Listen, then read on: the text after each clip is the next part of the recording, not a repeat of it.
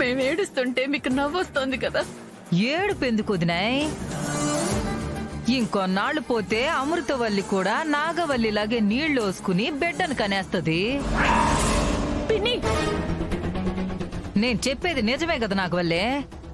ఎవరికైనా పెళ్లి తర్వాత పిల్లలే కదా కావాల్సింది. మీకు కావాల్సింది మాత్రం అమృతని ఆడిపోసుకోవడమే కదా. ఆ పిల్ల పెళ్లి చేసుకుని నీళ్లు వేసుకుందేమో అని అనుమాన పడతా ఉంటే ఆడిపోసుకుంటామంటావింది వీర్రాజు. పెళ్లి చేసుకోకుండా తప్పు చేస్తే అనుమానించాలి, కానీ తన మెల్లో పసుపు కొమ్మ అయితే ఉంది కదా. పెళ్ళంటే బంధుమిత్రులందరినీ పిలిచి బాజా భజంత్రులతో చేసుకునేది.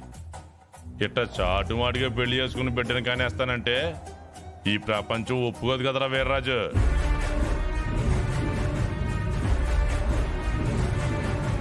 మెళ్ళో తాళి పడిందని మనకు తెలుసు, కడుపులో బిడ్డ కూడా పడిందేమో ఎవరికి తెలుసు?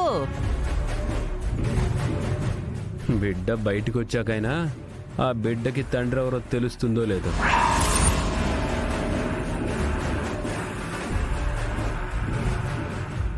ముందు అమృతవల్లి మేడలో తాళి కట్టినోడు ఎవడో తెలియాలి కదా బోడా.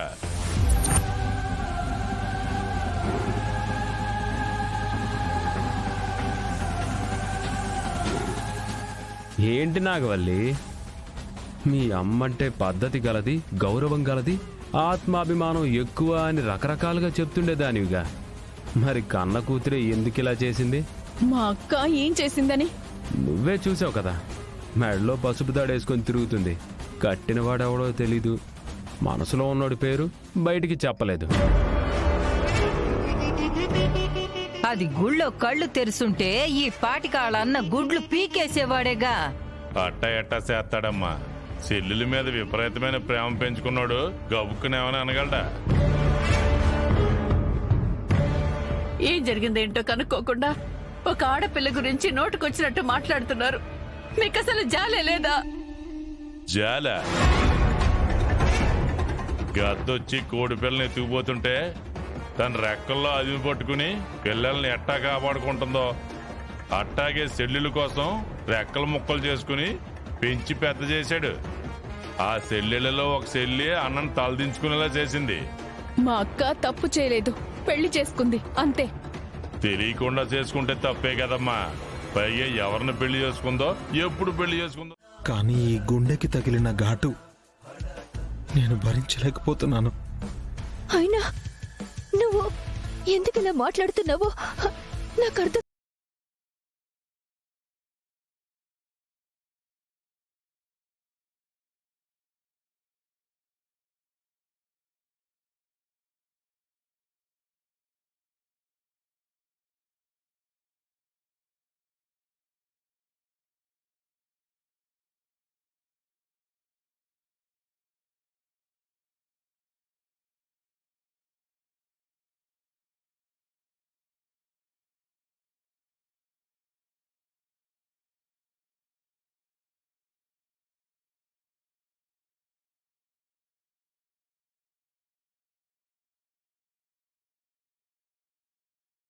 ఇంతవరకు వస్తుందా?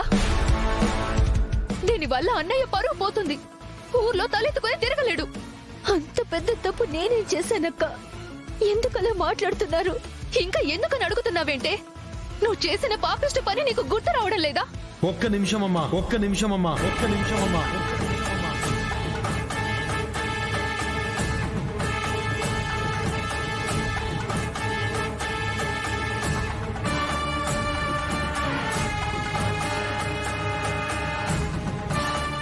ఒకసారి చూస్తే నీకే తెలుస్తుంది.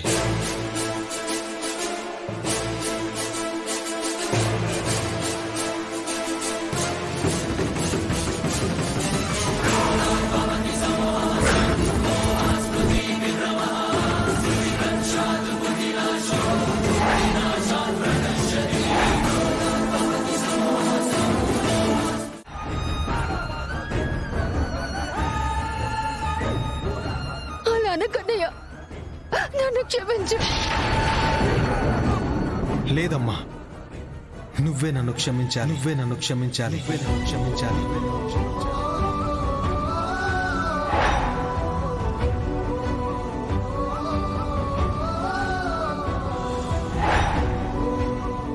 అమ్మా, అమ్మవారికి కూడా దండం పెట్టను, కానీ నీకు దండం పెడుతున్నాను. చెప్పు, నీ మెళ్ళో తాళి కట్టింది ఎవరు? అన్నయ్య, దయచేసి నువ్వు దండం పెట్టుకో. నా ప్రాణం నలిగిపోతుంది. నా ప్రాణం ఎప్పుడో పోయిందమ్మా నువ్వు చేసిన పని వల్ల. వద్దన్నయ్య, నువ్వు అలా అనొద్దు. నన్ను క్షమించు అన్నయ్య, నన్ను క్షమించు.